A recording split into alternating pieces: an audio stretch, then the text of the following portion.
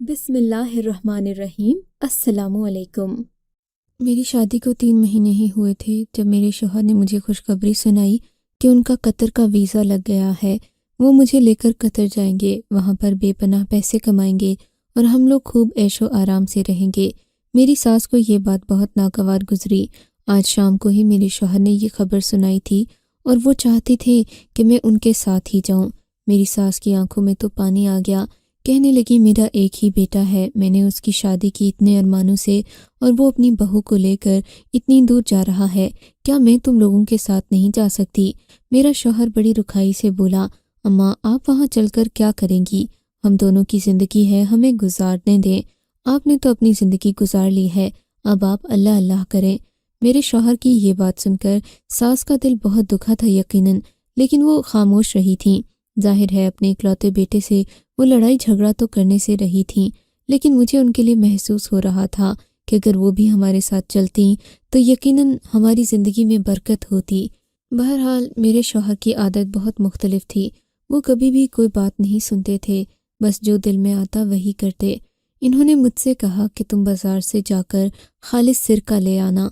मैंने कहा, मैं खालिस सिरके वाली दुकानों को तो नहीं जानती, लेकिन हमें खालिस सिरके की क्या ज़रूरत है। बोले कि जब हम सामान पैक करेंगे तो उसमें 2-3 लीटर सिरका भी होना चाहिए।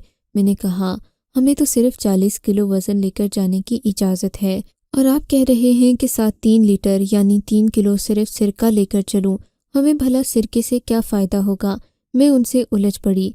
अरे पागल औरत, वहाँ पर मेरे एक दोस्त की शादी है, मैंने उसकी दुल्हन को तोहफे में सिरका देना है। लेकिन तोहफे में सिरका क्यों देना है आपने? आप तोहफे में कुछ और भी तो ले जा सकते हैं, कोई अंगूठी या फिर ऐसी चीज़ जो जगह कम घेरती हो। मैंने जो कहा है उतना ही करो। मेरे शौहर ने मुझे आंखें दिखाते हुए कहा। मैं तो बस उन्हें देखती ही रह गई। मैं नहीं जानती थी कि सिरका इतना ज़रूरी है। इन्होंने कहा था कि खालिस सिरका लेकर आओ जिसे 60 दिनों में सेब से ही तैयार किया गया हो। अब मैं ऐसा सिरका कहाँ से लेकर आती, जबकि ये काम भी मर्दों का है। मैंने अपनी सास से कहा, क्या आपके पास घर का बना सिरका मौजूद है? मेरे शौहर ने यह बात सुनी तो गुस्सा हो गया। बोला, घर का बदबूदार सिरका वहाँ नहीं चलेगा। मैंने उन लोगों को एक खूबसूरत सी पैकिंग में इस सिरके को तोहफे में देना है, तो हमें बाजार से सिरका लेना चाहिए। कोई बात नहीं, हम उन्हें कह देंगे कि ये खालिस सिरका है। मैं अपने शौहर की बात सुनकर बस सर हिला कर रह गई। मैंने उस बात पर अमल नहीं किया, यहाँ तक कि हमारी रवानगी का वक्त आ गया। अब हमें जाना था। जाने से पहले मेरे शौहर ने मुझसे पूछा कि क्या तुमने सिरका रख लिया? मैंने कहा नहीं। तो इन्होंने जनरल स्टोर से जाकर 3 बोतलें पकड़ लीं। ये तीनों बोतलें सिरके से भरी हुई थीं। उन पर लगे कागज़ भी मेरे शौहर ने हटा दिए ताकि ऐसा लगे कि ये सिरका खालिस है। उन्हें गिलास की खूबसूरत बोतलों में डाल दिया गया और फिर हमने वो अपने बैग में रख दिया। अब वो सिरका तो तैयार था, पर मैं बहुत परेशान थी। समझ नहीं आता था कि इतनी ज़्यादा मिकदार में शौहर सिरके का क्या करेगा। बहरहाल हम लोग जहाज़ में बैठे और घंटों में परवाज़ करके कतर आ गए। कतर की सरजमीन पर उतरते ही मेरे शौहर का रवैया ही बदल चुका था। वो इस कदर हड़बड़ी में लग रहा था जैसे मुझे भी छोड़कर भाग जाएगा। मैंने अपने शौहर की हर बात मानी थी, पर यहाँ आकर मेरा शौहर बहुत ही लापरवाह लग रहा था। वो मुझे लेकर एक छोटे से फ्लैट में आ गया। हमने अपना सामान वगैरह खोला और दिन का खाना खाया। मेरे शौहर ने सिरके की बोतलें हिफाजत से अपनी अलमारी में रख दी और कहने लगा, इन्हें छेड़ना मत और हाँ, कल के लिए तैयार हो जाओ। बहुत अच्छा सा सूट पहनना है तुमने। मेरे दोस्त की शादी है, कोई गली मोहल्ले की नहीं जिसमें तुम आम से कपड़े पहनकर चली जाओ। यहाँ पर ये रंग बिरंगे कपड़े नहीं चलेंगे। मैंने कहा, मैं फिर कौन से कपड़े पहनकर चलूँ? मेरे शौहर ने मेरे सामने एक छोटी सी कमीज़ रखी जो ऐसी थी कि इंसान पहनकर खुद को भी ना देख सके। मैंने तो कभी कमरे में भी ऐसे कपड़े नहीं पहने थे। मुझे अपने शौहर की इस बात पर बहुत हैरत हुई थी। मैंने कहा, ये तुम क्या कर रहे हो? मुझे इतने छोटे कपड़े पहनाकर बाहर ले जाओगे? उसकी आंखों में अजीब सी सफाकी थी। यही कपड़े तुम्हें पहनकर चलना होगा, वरना पाकिस्तान जाने के लिए तैयार हो जाओ। मुझे उसकी बात सुनकर रोना आने लगा। बोला कि ये रोने का वक्त नहीं है, तुम्हें ऐसे ही कपड़े पहनकर चलना है तो चलो, वरना तुम यहीं घर पर रह जाओ और वापस आकर बस मेरा इंतज़ार ही करती रहना। मैं इस कमरे में दोबारा वापस नहीं आऊँगा। میں حیران تھی کہ میرا شوہر ایسا کیوں کر رہا ہے۔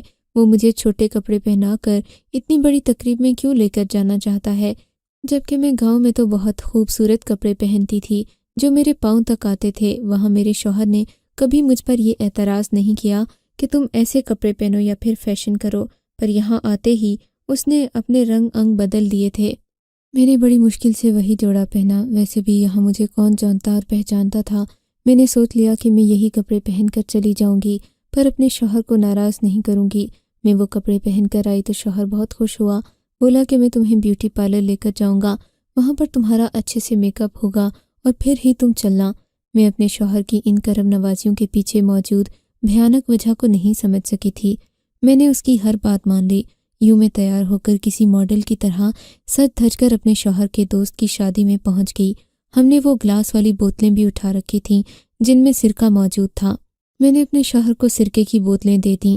اس نے کہا کہ یہ تم اس کی بیوی کو جا کر تحفے میں دے دینا اور ساتھ ہی میرا بھی بتانا کہ یہ میرے شوہر نے خالص بنوایا ہے اور اس کی ماں نے 60 دن لگا کر سیب کا یہ خالص سرکہ گھر میں تیار کیا ہے، آپ اسے استعمال کر سکتے ہیں۔ میں نے اپنے شوہر کی طرف بے یقینی سے دیکھا تو وہ بولا، ارے پاگل، یہاں کی عورتیں شادی سے پہلے سرکہ استعمال کرتی ہیں، تمہیں نہیں پتہ نا، تم تو جاہل ہو، تم نے کبھی دنیا دیکھی نہیں ہے۔ شوہر کی باتیں سن کر میں خاموش ہو گئی۔ اس نے مجھے دیکھا اور پھر میرے ہاتھ سے گلاس کی وہ بوتلیں چھین کر خود ہی اسٹیج کی طرف جانے لگا جہاں پر دلہن اور اس کی بہنیں بیٹھی ہوئی تھیں۔ اس نے جا کر بڑے ادب سے یہ تحفہ انہیں دیا۔ ان لوگوں نے حیرت سے سرکے کی بوتلوں کی طرف دیکھا اور پھر خوشی سے اسے لے کر اپنے پاس رکھ لیا۔ یہ دیکھ کر میں بہت حیران بھی ہوئی تھی کہ آخر ان لوگوں نے سیب کے سرکے کو ایسے دیکھا ہے جیسے کہ وہ کوئی سونے کا پانی ہو جو انہوں نے پہلے نہ دیکھا ہو۔ میرا شوہر ان کی داد وصول کر کے واپس میرے پاس آ کر کھڑا ہو گیا اور بولا، یہاں پر جو بھی کھانا آئے گا اسے کھڑے ہو کر ہی کھانا، چمچ اور کانٹے کا استعمال کرنا، گاؤں کے گواروں کی طرح ہاتھ سے کھانا مت شروع کر دینا۔ مجھے اپنے شوہر کے بدلے رویے سے بہت دکھ ہو رہا تھا۔ ہم لوگ گھر پہنچے تو میں خاموش سی تھی۔ مجھے اپنا آپ بہت بے وقت لگ رہا تھا۔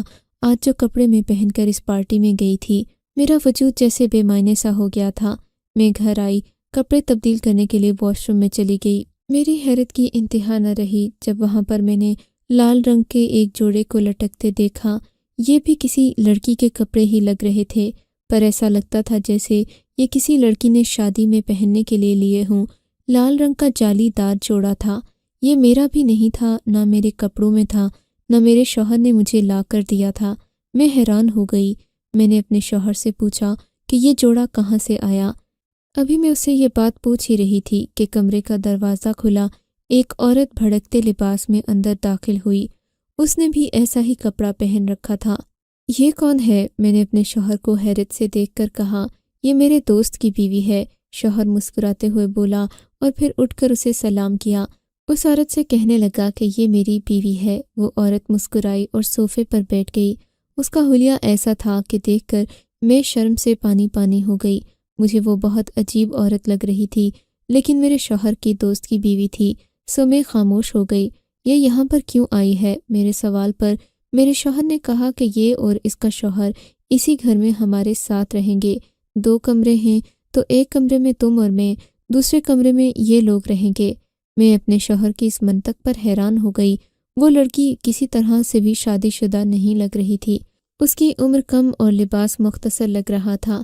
میں نے اس کی طرف دیکھ کر زیادہ بات چیت نہیں کی تھی۔ تھوڑی دیر بعد ایک آدمی بھی کمرے میں داخل ہوا۔ اس لڑکی سے ہنس ہنس کر باتیں کرنے لگا۔ یہ دونوں باہر چلے گئے۔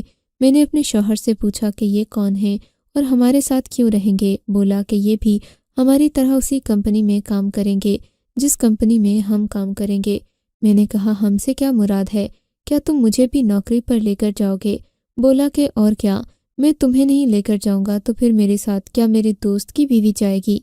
مجھے اب اپنی ساس کی یاد آ رہی تھی اور ان کی قدر بھی ہو رہی تھی، جو بات بات پر میرے شوہر سے سوال کرتی تھیں اور اسے کبھی بھی مجھے ڈانٹنے کا موقع نہیں ملتا تھا، نہ ہی وہ کبھی مجھ سے کوئی ایسی بات کہتا جو میرے دل کو ناگوار گزرے۔ یہاں تو میری ساس بھی نہیں تھی، نہ میرے شوہر کو کوئی پوچھنے والا تھا۔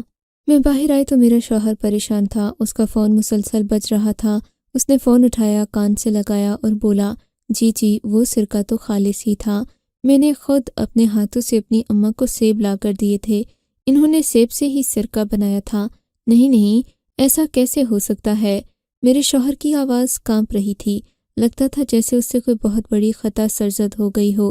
ایسا مت کہیں، میں نے کچھ نہیں کیا، میں بے قصور ہوں، یہ سرکہ تو میری بیوی لے کر آئی تھی۔ اس کے منہ سے یہ بات سن کر مجھے بہت بڑا دھچکا لگا تھا۔ سرکہ تو میرا شوہر اسٹور سے لے کر آیا تھا، اس میں میرا کیا قصور؟ اور سرکے کی وجہ سے ایسا کیا ہو سکتا ہے کہ اسے صفائی دینے کی ضرورت پڑ گئی؟ ابھی 2 منٹ ہی گزرے تھے کہ گھر کے دروازے کے باہر پولیس کی گاڑی کی سائرن کی آواز آنے لگی۔ میں یہ سائرن سن کر ہی ڈر گئی تھی، میں جانتی تھی میرے شوہر سے کوئی خطا ہو گئی ہوگی، اسی لیے پولیس ان کو لینے آئی ہوگی۔ میرا رنگ اڑ چکا تھا۔ 2 منٹ کے بعد پولیس ہمارے دروازے پر تھی، انہوں نے دروازے پر دستک دی، شوہر نے دروازہ کھولا تو یہ لوگ شوہر کو گھسیٹتے ہوئے باہر لے کر چلے گئے، بہت غصے میں لگ رہے تھے۔ ان کے ساتھ کالے کپڑوں میں ایک اور آدمی بھی تھا، وہ آدمی دیکھا بھالا لگ رہا تھا، ایسا لگتا تھا جیسے میں نے اسے پہلے بھی کبھی دیکھ رکھا ہو۔ خیر، انہوں نے میرے شوہر کو پولیس والی گاڑی میں بٹھایا۔ میں واپس اپنے کمرے میں جا رہی تھی کہ ایک آدمی میرے پاس آیا اور بولا، تم بھی چلو، اس جرم میں تم برابر کی شریک ہو۔ مجھے سمجھ نہیں آیا کہ میں نے جرم کیا ہے۔ اس کی بات سے تو ایسا ہی لگتا تھا جیسے میں نے کوئی بہت بڑا قتل کر دیا ہو۔ میں وہاں سے بھاگ کر اندر آ گئی۔ ظاہر ہے میں ایک مرد کے ساتھ تو گاڑی میں نہیں بیٹھ سکتی تھی۔ اس آدمی نے مجھے جاتے ہوئے دیکھ لیا تھا۔ میں نے آ کر کمرے کا دروازہ بند کیا اور رو رو کر برا حال کر لیا۔ پھر میں نے جائے نماز اٹھائی، اللہ سے دعا کرنے لگی کہ یہ مصیبت ہم پر سے ٹل جائے۔ آخر ہم نے کیا ہی کیا ہے جس کی ہمیں اتنی بڑی سزا دی جا رہی ہے؟ تبھی مجھے یاد آیا کہ میری ایک سہیلی ہے، وہ بھی قطر میں رہتی ہے، کیوں نہ میں اس سے سرکے والی بات پوچھ لوں۔ میرے فون میں اس کا نمبر تھا، میں نے کال ملائی تو اس نے فون اٹھا لیا۔ اس کو اردو تھوڑی بہت سمجھ آتی تھی، پر اب مجھے تھوڑی بہت عربی سمجھ آ جاتی تھی۔ میں نے اس سے سرکے والی بات پوچھی تو وہ ہنس کر بولی، ارے پاگل، اس میں تو فکر کرنے کی کوئی بات ہی نہیں ہے۔ یہاں پر لوگ شادی سے پہلے کچھ دلہنوں کو سرکے کا تحفہ دیتے ہیں، لیکن وہ تو شادی سے تقریباً 1 ہفتہ پہلے دیا جاتا ہے، کیونکہ دلہن کو شادی سے پہلے سرکہ استعمال کروایا جاتا ہے۔ پر کیوں کروایا جاتا ہے؟ میں نے پوچھا تو وہ کہنے لگی کہ یہ وجہ تو میں تمہیں نہیں بتاؤں گی، تم اسی سے پوچھو جس کو تم نے دیا تھا۔ لیکن اصل بات یہ ہے کہ اس میں فکر کرنے کی کوئی بات نہیں۔ پھر میں نے اس کو پولیس والی بات بتائی تو اس نے فون ہی بند کر دیا۔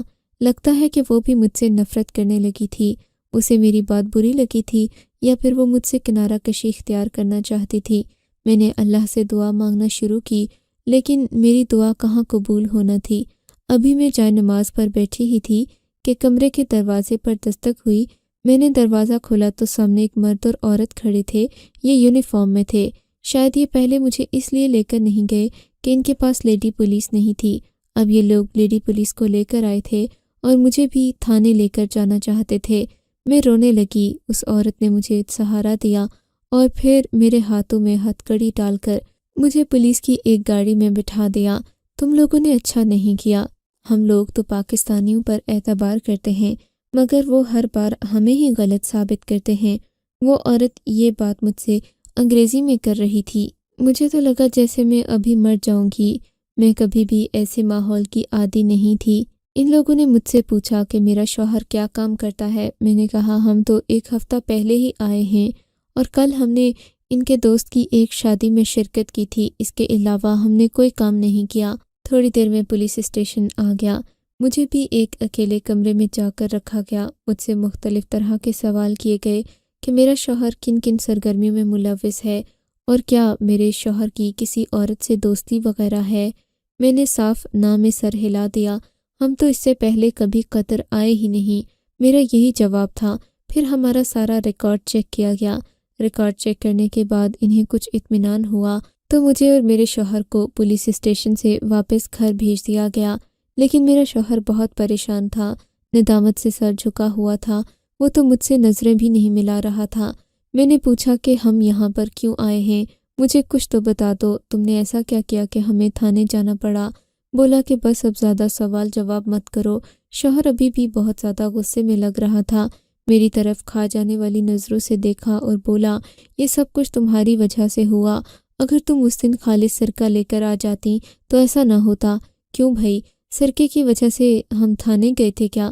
تو تمہیں کیا لگتا ہے اور میں نے کیا تمہارے باپ کے گھر میں چوری کی ہے، ڈاکہ ڈالا ہے، جو مجھے یہاں سزا بھگتنا پڑ رہی ہے؟ میرا شوہر غصے میں تھا۔ اس نے کہا اپنا سامان پیک کرو، ہم واپس پاکستان جا رہے ہیں۔ میں نے حیرت سے شوہر کی طرف دیکھا۔ کیوں واپس پاکستان کیوں جا رہے ہیں؟ کیا آپ نوکری نہیں کریں گے؟ میری ساری محنت ضائع ہو گئی، جو قرضہ لے کر میں یہاں آیا تھا وہ بھی ڈوب گیا ہے۔ میں اس پیسے کو کیسے ادا کروں گا یہ سمجھ نہیں آ رہی۔ یہاں آنے میں میرا لاکھوں کا خرچہ ہو گیا، تمہارے کاغذات پر بھی، پر تمہاری ایک معمولی سی غلطی کی وجہ سے مجھے یہاں سے واپس پاکستان جانا پڑے گا۔ مجھے سمجھ نہیں آ رہی تھی کہ ہوا کیا ہے۔ ایک سرکے کی بوتل نے ہمیں کتنا ذلیل کر دیا تھا۔ خیر میں نے سامان پیک کیا۔ اگلے ہی دن ہم ایئرپورٹ پر موجود تھے۔ میرے شوہر کے چہرے پر پریشانی کے آثار تھے۔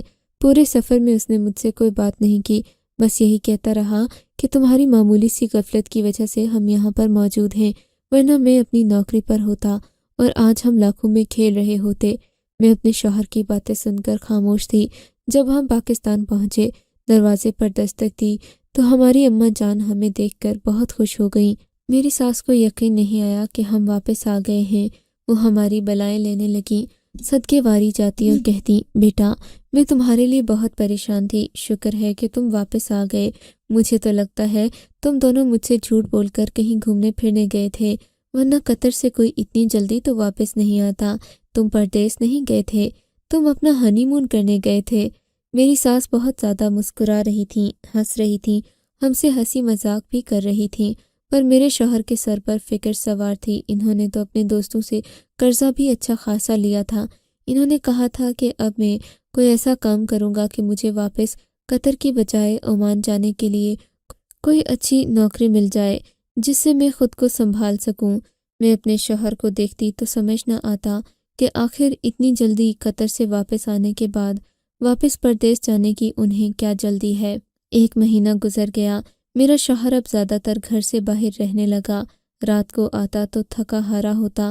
اسے دیکھ کر لگتا جیسے وہ بہت زیادہ کام کرتا ہے، لیکن کام کرنے کے بعد وہ 1 روپیہ بھی گھر نہیں لاتے تھے۔ اماں جی کی پینشن سے ہی گھر کا گزارا چلتا تھا۔ میں نے ان سے کہہ دیا کہ اگر آپ نے اپنی روٹین ٹھیک نہیں کی تو میں اپنے اماں ابا کے گھر چلی جاؤں گی، پر میرے شوہر کو میری اس بات سے اور غصہ آتا۔ وہ مجھے دھنک کر رکھ دیتا۔ ایک دن میں تنگ آ کر اماں ابا کے گھر چلی گئی۔ میں نے ان کو سرکے والی ساری بات بھی بتا دی اور عمان کی بھی ایک ایک بات کا ذکر کیا، جس پر میرا بھائی کہنے لگا کہ تمہارا شوہر بہت ہی بیوقوف آدمی ہے، اس نے ضرور خود ہی کوئی غلطی کی ہوگی اور اب بات سرکے اور ایسی ویسی چیزوں پر ڈال رہا ہے۔ سرکے کی بوتل کی وجہ سے اسے جیل نہیں ہو سکتی، یا تو وہ شراب لے کر گیا ہوگا اور دوست کو اس نے تحفے میں شراب دی ہوگی، اسی وجہ سے اسے وہاں سے نکالا گیا ہے، تو یا تو پھر کوئی اور معاملہ ہوگا۔ تم خود سوچو وہ سرکہ لے کر کیوں جائے گا؟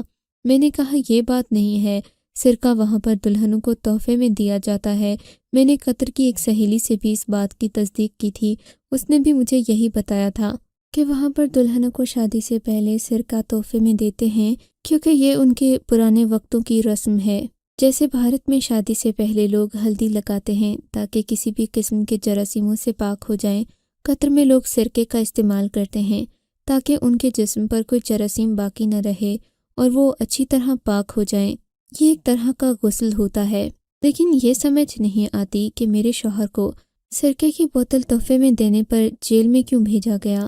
میرے بھائی نے کہا کہ ضرور پھر ایک ہی بات ہوئی ہوگی، انہوں نے جو سرکہ دیا ہوگا وہ نقلی ہوگا، باہر تو تیزاب والے سرکے ہوتے ہیں، اور جب اس کے دوست کی بیوی نے یا پھر کسی اور لڑکی نے اس سرکے کا استعمال کیا ہوگا تو تیزابیت کی وجہ سے اس کی جلد پر برا اثر پڑا ہوگا، تبھی وہاں پر چیخو پکار ہوئی ہوگی، اور پھر ان لوگوں نے پولیس کو بتایا ہوگا، کیونکہ کوئی آدمی خالص سرکے کا بول کر انہیں تیزاب والا سرکہ دے جائے اور وہ لوگ بلا جھجک استعمال کر لیں تو نقصان تو ہوگا ہی۔ پوری بات میری سمجھ میں آ گئی تھی۔ میں نے اپنے شوہر کو یہ بات پوچھی تو اس نے بھی کہا کہ ایسی ہی بات تھی۔ مجھ سے غلطی یہ ہوئی کہ میں نے انہیں خالص سرکے کا کہہ دیا، میں نہیں جانتا تھا کہ وہ سرکے کا کیسا استعمال کرتے ہیں۔ اور پھر بیوقوفی تو دیکھو میری کہ وہ وہی آدمی تھا جس کی کمپنی میں مجھے نوکری کرنا تھی، جب ان لوگوں نے دیکھا کہ میں جھوٹ بولتا ہوں، خالص سرکے کا کہہ کر انہیں تیزاب والا سرکہ دے دیا، تو ان لوگوں نے مجھے اپنی کمپنی سے بھی فارغ کر دیا، کیونکہ یہ لوگ جھوٹے لوگوں کے ساتھ کام نہیں کرتے، اور میرے ایک معمولی سے جھوٹ نے مجھے تباہ و برباد کر دیا۔ میں تو وہاں پر تمہیں بھی چمکیلے کپڑے پہنا کر لے گیا تھا کہ شاید ان لوگوں کے سٹینڈرڈ کے مطابق ہم چل سکیں، لیکن مجھے لگتا ہے کہ مجھے ماں کی بد دعا لگ گئی ہے۔ اگر میں اپنی اماں کا بنا خالص سرکہ لے جاتا تو مجھے یہ دن دیکھنا نہ پڑتا، نہ میری محنت ضائع ہوتی۔ میں نے کہا باقی سب باتیں اپنی جگہ، لیکن ماں کی بد دعا والی بات بالکل صحیح ہے۔ آپ کو کچھ نہیں ہوا، صرف اپنی ماں کی بد دعا لگی ہے۔ آئندہ اپنی ماں کی دعا لیے بغیر کہیں مت جائیے گا۔ آپ کو اگر یہ کہانی اچھی لگی ہے تو اس ویڈیو کو لائک کیجیے، اور اس طرح کی مزید کہانیاں سننے کے لیے ہمارے چینل کو ضرور سبسکرائب کیجیے۔ کہانی سننے کا شکریہ۔ آپ سے ملاقات ہوگی اگلی ویڈیو میں، تب تک کے لیے اللہ حافظ۔